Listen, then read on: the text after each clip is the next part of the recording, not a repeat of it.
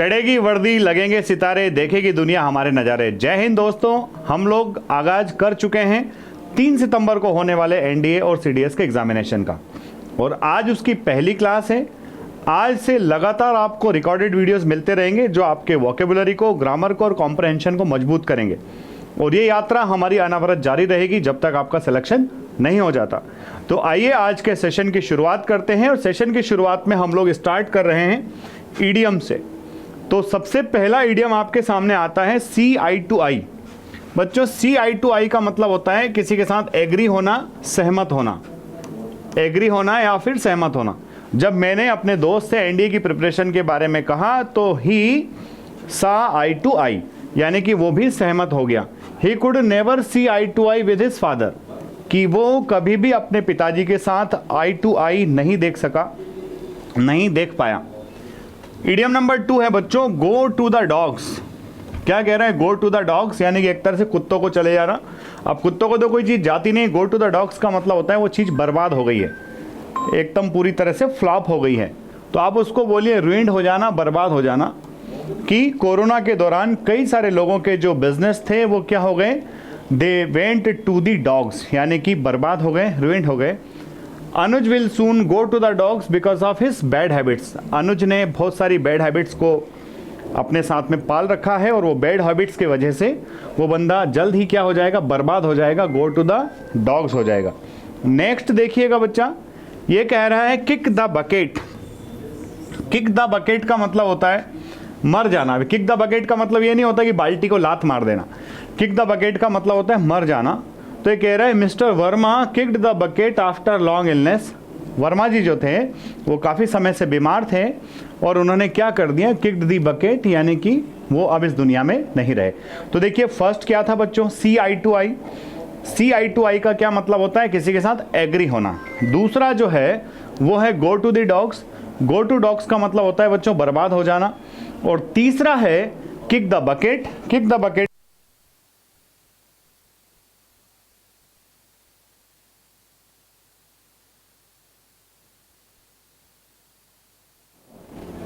Next आइए, ये कह रहा है एज्यूम एयर्स। बच्चों, एज्यूम एयर्स का मतलब क्या होता है? कई बार ऐसा होता है कि कुछ लोग जब नए माहौल में जाते हैं तो वहां नखरे दिखाते हैं। एज्यूम एयर्स उसको कहा जाता है, एज्यूम एयर्स। जबकि एक्सपेक्टेशन क्या किया जाता है कि आप जैसे माहौल में जा रहे हो उस माहौल के अकॉर्डिंग अपने आप को ढाल लो, पर लोग वैसे नहीं होते हैं। वो वहाँ क्या करते हैं? Assume airs. तो एज्यूम एयर्स का मतलब होता है नखरे दिखाना, अपनी सुपीरियरिटी का दिखावा करना, प्रिटेंड सुपीरियरिटी, यानी कि सुपीरियर होने का दिखावा करना, जबकि सुपीरियर बंदा है नहीं। Neelam is in the habit of assuming airs. Neelam की आदत क्या है कि वो एज्यूमिंग करती है एयर्स को in the presence of his friends. अपने दोस्तों के बीच में वो साबित करती है कि मैं कुछ खास हूँ। अगला है बच्चों smell a rate. Smell a rate का मतलब होता है शंका होना, एक तरह से दाल में काला होना। टू बी सस्पिशियस, किसी चीज के बारे में आपको शंका होना। I smelt a rat in the bargain that mister Singh made with my brother. ठीक है, तो मिस्टर सिंह मेरे भाई के साथ जो बार्गेनिंग कर रहे थे, जो निगोशिएशंस कर रहे थे, उसके बीच में मुझे कुछ शंका हो रही थी। आई स्मेल्ट अ रेट, यानी कि मुझे शंका होना, दाल में काला नजर आना। ठीक है, नेक्स्ट वर्ड देखो, लॉफ इन वंस स्लीव्स। लॉफ इन वंस स्लीव्स का मतलब होता है चुपके से हंसना। चुपके से हंसना। कई बार ऐसा हो जाता है क्लास चलते चलते भी कुछ जोक आ गया, कोई ऐसी बात हो गई, तो बंदा फिर अपनी हंसी रोक नहीं पाता है, तो अपना ऐसा मुंह छुपा के हंसता है। तो उसी को आप कह सकते हैं, यस, क्या कह सकते हो? लॉफ इन वंस स्लीव्स, यानी कि laugh secretly. The staff laughed in their sleeves at the manager's pompous speech. जब मैनेजर साहब ने पोम्पस स्पीच दिया, पोम्पस का मतलब क्या होता है? किसी चीज़ को एग्जेगरेट करके शो करना, बड़ा चढ़ा करके शो करना। तो सारा स्टाफ जो है हंसने लगा, पर अब मैनेजर साहब के सामने स्टाफ खुल के तो हंस नहीं सकता है, इसलिए स्टाफ कैसे हंसा बच्चा? Laugh in their sleeves. Next slide पर आओ, अगला कह रहा है bell the cat. Bell the cat ये सीडीएस में आया हुआ है। बेल द केट का मतलब होता है अटेम्प्ट समथिंग डेंजरस। कोई खतरनाक काम है उसको करने की कोशिश करना। बेल द केट का मतलब होता है कोई टफ चीज़ है, कोई कठिन है, उसको उसको अपनी गिरफ्त में ले लेना, काबू में ले लेना। They all boast of their bravery, वो सब अपनी बहादुरी को बूस्ट करते हैं। But none can bell the cat, सिर्फ वो बहादुर होने का दिखावा करते हैं, उनमें से कोई भी बेल द केट नहीं कर पाया, यानी कि रिस्की टास्क को, डेंजरस टास्क को उनमें से कोई भी कंप्लीट नहीं कर पाया। आगे देखो बेटा, ये कह रहा है black and blue. Black and blue एक पहले से होता है बच्चों ब्लैक एंड व्हाइट, तो ब्लैक एंड व्हाइट का मतलब होता है इन राइटिंग, लिखित में, पर यहां क्या कह रहा है ब्लैक एंड ब्लू, तो ब्लैक एंड ब्लू का मतलब होता है बच्चों बिल्कुल निर्दयता से, क्रूएल्टी के साथ, बिना दया के पिटाई करना, बीट मर्सीलेसली, बिना दया के किसी की धुनाई अगर कर दी गई है तो उसकी धुनाई कैसे हुई है, ब्लैक एंड ब्लू हुई है, ठीक है। Raju was beaten black and blue by the thieves, चोरों ने राजू को पीटा, कैसे पीटा, ब्लैक एंड ब्लू, तो ब्लैक एंड ब्लू का मतलब क्या है बच्चा, ब्लैक एंड ब्लू का मतलब होता है निर्दयता से, मर्सीलेसली उसको पीटा गया है। अगला है ड्रा दी लॉन्ग बो। ड्रा दी लॉन्ग बो का मतलब क्या होता है, देखो अभी आया था कि मैनेजर साहब की पोम्पस स्पीच पर सारा स्टाफ हंसा, और वो हंसा कैसे, वो हंसा है ना, लाफ इन द स्लीव्स, तो मैनेजर साहब ने वहां क्या किया था, पोम्पस स्पीच दिया था, यानी कि एग्जेगरेट करके, बढ़ा चढ़ा करके स्पीच दिया था। तो उस एक्सएग्रेगेट स्पीच के लिए आप क्या बोलोगे, ड्रा द लॉन्ग बो, यानी कि चीजों को बढ़ा चढ़ा करके पेश करना। ड्रा द लॉन्ग बो मीन्स क्या हो गया, चीजों को बढ़ा चढ़ा करके पेश करना। तो in calling Rekha the most beautiful girl of the town, her mother draw the long bow, ठीक है। तो भाई वो माता जी कहती है कि जो रेखा है वो मोस्ट ब्यूटीफुल गर्ल है। नेक्स्ट पर आ जाओ, अगला कह रहे clip one's wings. Clip the wings का मतलब होता है बच्चों पर कतरना। पर कतरना समझते हो ना, किसी को इनकैपेसिटेट कर देना, किसी की क्षमता कम कर देना।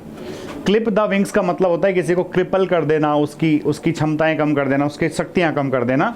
टू वीकन द पावर, किसी के ताकत को कम कर देना, ठीक है।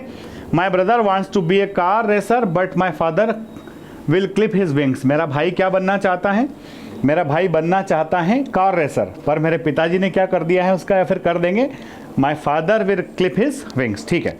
तो सेवा परमो धर्मा, NDA, national defence academy, officer training academy, Indian military academy, Indian naval academy और इंडियन एयरफोर्स एकेडमी, इन सब का रास्ता जो गुजरता है वो गुजरता है इंग्लिश से। आप देखोगे इंग्लिश के बिना बहुत प्रॉब्लम्स आती है, और ये क्लास आपके लिए डेफिनेटली बहुत हेल्पफुल साबित होने वाली है। तो आगे देखो, to pull a long face. To pull a long face, बच्चे कहते हैं इसका मुंह चढ़ा लेना। मुंह चढ़ा लेना मतलब एक तरह से रुष्ट हो जाना, नाराज होना, दुखी हो जाना, कि जब हमने उसको अपनी टीम में शामिल नहीं किया तो उसने क्या किया, ही पुल्ड ए लॉन्ग फेस। तो पुल्ड ए लॉन्ग फेस यानी कि वो दुखी हो गया, वो रुष्ट हो गया। Sonu pulled a long face when he was scolded by his father for coming late. जब सोनू लेट आया, उसके पिताजी ने उसको थोड़ा सा स्कॉल्ड कर दिया। स्कॉल्ड का मतलब चाइल्ड भी होता है, इसको आप रिब्यूक भी कहते हो। तो उसके पिताजी ने जब उसको रिब्यूक कर दिया, चाइल्ड कर दिया, स्कॉल्ड कर दिया, तो उसने क्या कर लिया, he pulled a long face, ठीक है। अगला देखो, to make the most of. To make the most of का मतलब होता है किसी चीज को कंप्लीट यूटिलाइजेशन करना, complete utilization of something, to make the most of. You should make the most of your time if you want to be successful. अगर आप सफल होना चाहते हो तो दुनिया की सबसे बड़ी चीज है कि आप अपने समय का सही इस्तेमाल करो, ठीक है। Make the most of. Next है बच्चों स्टील द मार्च।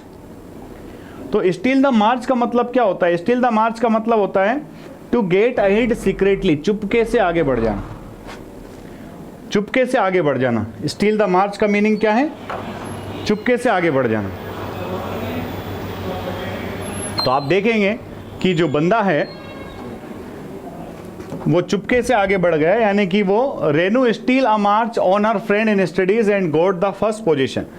कि दो दोस्त थे, बराबरी से पढ़ाई कर रहे थे, उनकी स्टडीज बिल्कुल ठीक ठाक चल रही थी, पर रेनू ने चुपचाप थोड़ी और मेहनत की, ओ एंड शी स्टोल दी मार्च, वो चुपके से आगे बढ़ गई। ऐसा होता है जनरली, ठीक है। एक और होता है बच्चों स्टील द शो। तो स्टील द शो का क्या मतलब होता है, स्टील द शो का मतलब होता है कि आप सारे ऑडियंस की तारीफ पा जाते हो, आप इतना अच्छा परफॉर्म करते हो कि पूरा ऑडियंस आपकी तारीफ करने लगता है, ठीक है। स्टील द थंडर भी एक होता है। स्टील द थंडर का मतलब होता है कि लोगों के मन में डर पैदा कर देना, ठीक है। नेक्स्ट पर आ जाओ, beat about the bush. Beat about the bush का मतलब होता है आप to talk in a round about manner, to talk in a round about manner का मतलब होता है कि गोल गोल घुमा के बातचीत करना, व्यवहारिक तरीके से बातचीत ना करना, यानी कि सीधे पॉइंट की बात ना करना, उल्टी सीधी बातें करते रहना। तो talk in a round about manner, ठीक है। Mrs Dikshit always beats about the bush, वो हमेशा इधर उधर की बातें करती है, घुमा फिरा करके बातें करती है। नेक्स्ट देखो फॉल फ्लैट। तो फॉल फ्लैट का मतलब क्या होता है बच्चों? फॉल फ्लैट का मतलब होता है टू हैव नो इफेक्ट, यानी कि कोई प्रभाव ना छोड़ना, कोई प्रभाव ना छोड़ना, ठीक है। कि हमने उसकी स्पीच दिलाई, बच्चों ने उसकी स्पीच को सुना भी, पर उसकी स्पीच जो है वो बच्चों के सामने क्या साबित हुई? फॉल फ्लैट साबित हुई। There was no effect of his speech. तो फॉल फ्लैट यानी कि जिसका कोई असर ना हो। The principal's speech fell flat on the students, ठीक है। कई बार बच्चे थोड़ी बदमाशी करते हैं तो उनकी बातों का कोई असर, उन पर दूसरे टीचर्स की बातों का कोई असर नहीं होता है। प्यारे बच्चों, ये जो पीडीएफ है ये आपको मिलेगी फोर्स डिफेंस एकेडमी के टेलीग्राम चैनल पर, जिसका नाम है फोर्स डिफेंस एकेडमी इंदौर। साथ ही हमारे यहाँ पर एनडीए और सीडीएस के रेगुलर ऑफलाइन बैचेस चल रहे हैं। उन ऑफलाइन बैचेस का अगर आपको हिस्सा बनना है तो आप जो है 9826049151 पर संपर्क कर सकते हैं। ये नंबर लिखा है, ये नंबर आपको पीडीएफ में मिलेगा। 9826049151 पर संपर्क कर सकते हैं और खूब पढ़ाई करिए। आपकी पढ़ाई की इस यात्रा में फोर्स परिवार आपके हमेशा साथ है। एक बार फिर से आप कमेंट बॉक्स में कमेंट जरूर लिख करके जाइए। चढ़ेगी वर्दी, लगेंगे सितारे, देखेगी दुनिया हमारे नज़ारे। आज की क्लास में इतना ही, कल फिर मिलते हैं। जय हिंद, जय भारत, इंकलाब जिंदाबाद, भारत माता की जय।